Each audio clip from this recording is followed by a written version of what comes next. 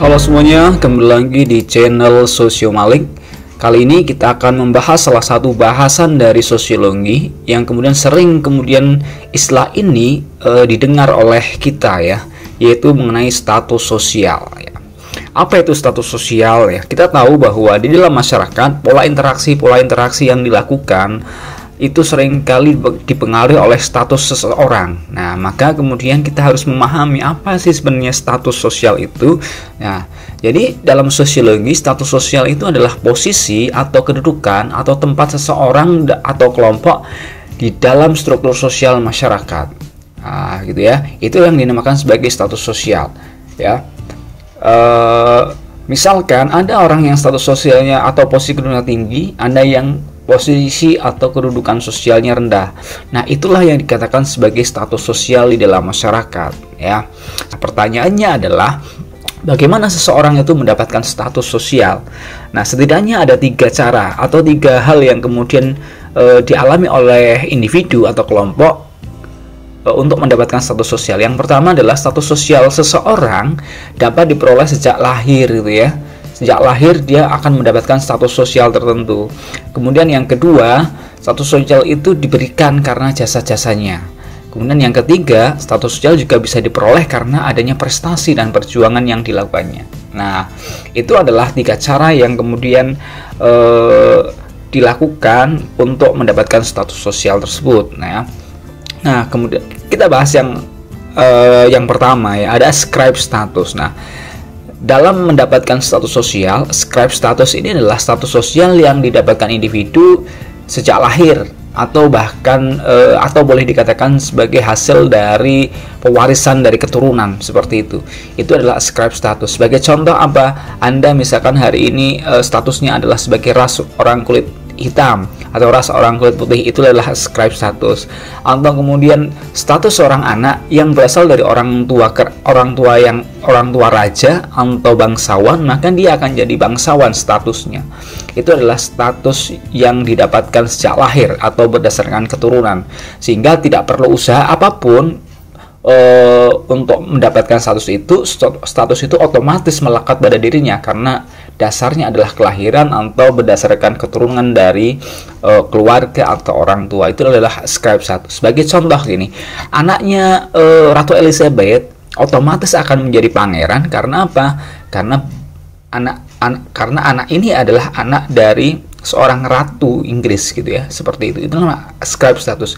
Nah, yang kedua ada assign status. Nah, assign status ini adalah status yang didapat oleh seseorang karena diberikan oleh orang lain. Nah, biasanya pemberian status ini didasarkan pada jasa-jasa yang sudah dilakukan oleh seseorang ya. Sebagai contoh adalah gelar kepahlawanan ya. Gelar kepahlawanan adalah salah satu contoh assign status di mana gelar itu diberikan oleh seseorang atau diberikan oleh negara atau diberikan oleh kelompok karena apa? Karena jasa-jasa yang sudah dilakukan oleh individu tersebut ya. Sebagai contoh, R.A. Kartini dia kemudian dijadikan seorang pahlawan karena apa? Karena jasa-jasa beliau terkait dengan emansipasi perempuan dan lain sebagainya. Atau misalkan seorang aktor yang kemudian mendapatkan hadiah Oscar, peraih Oscar, atau di Indonesia mendapatkan Piala Citra seperti itu diberikan oleh sebuah instansi atau sebuah institusi. Karena apa? Karena jasa-jasa atau peran-peran aktor tersebut dalam perfilman seperti itu. Itu adalah assign status. Nah, kemudian status yang ketiga adalah achieve status. Achieve status adalah status yang didapatkan oleh seseorang atau individu karena hasil prestasi atau perjuangan. Jadi status ini bukan warisan tapi hasil kerja keras, hasil perjuangan, sehingga kemudian dia mendapatkan status tersebut. Sebagai contoh, misalkan dengan kalian belajar, dengan seseorang bekerja keras, dia kemudian sukses, yang tadinya barangkali dia status sosialnya adalah status sosial kelas bawah, kemudian dia naik dari kelas sosial yang tinggi atau status sosialnya tinggi. Atau seorang yang kemudian menjadi profesor gitu ya, itu bukan hasil warisan tapi hasil kerja keras dari hasil pendidikan dan lain sebagainya. Itu adalah contoh achieve status ya, seperti itu. Nah, berikutnya, pertanyaannya kan seperti ini, apa pentingnya status sosial itu di dalam masyarakat? Nah, ternyata status sosial itu seringkali punya konsekuensi dalam masyarakat, terutama ketika kita melihat bahwa di dalam masyarakat ada pelapisan sosial ya. Kita tahu bahwa struktur sosial itu ada pelapisan sosial di masyarakat. Jadi membagi kelas sosial, membagi status sosial itu menjadi status sosial atas, status sosial bawah, atau status sosial yang macam-macam seperti itu. Nah, seringkali perbedaan status sosial itu kemudian punya konsekuensi. Konsekuensinya apa? Yang pertama adalah perbedaan status itu kemudian menentukan perbedaan cara hidup, cara berpikir, berperasaan, dan bertindak. Ya, yang berbeda misalkan sikap politik, kemudian kepedulian sosial atau empati, keterlibatan dalam kelompok sosial, dan lain sebagainya. Kemudian selain itu, konsekuensi yang lain adalah tentang prestis, ya, gengsi atau kehormatan yang berbeda. Ya, misalkan orang yang punya status sosial tinggi biasanya tidak mau itu kemudian makan di tempat-tempat yang kumuh dan lain sebagainya. Karena apa? Ya selain karena mungkin tidak selera, juga karena prestis itu gitu ya. Dan selain itu juga selera juga, status sosial juga menentukan selera, individu seperti itu.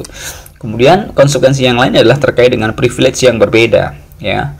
Status sosial itu menentukan privilege yang berbeda. Misalkan seorang yang statusnya presiden dengan orang yang statusnya rakyat biasa pasti punya privilege yang berbeda. Ada hal-hal yang kemudian tidak bisa dilakukan oleh orang biasa tapi bisa dilakukan oleh presiden, atau sebaliknya seperti itu. Kemudian peluang hidup yang berbeda, ya.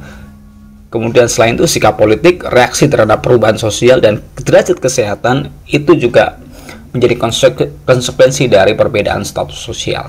Sehingga boleh dikatakan status sosial ini seringkali menentukan cara pandang, cara berpikir, bahkan cara melihat situasi yang ada di dalam masyarakat.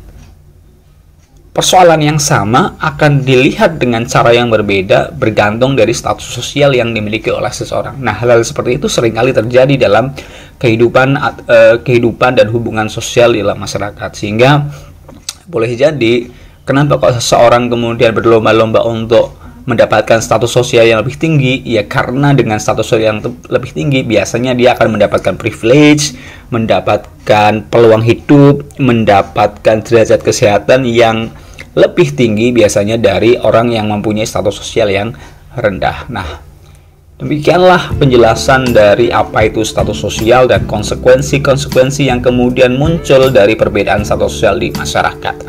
Mudah-mudahan bisa dipahami. Kita kembali di video-video selanjutnya. Terima kasih.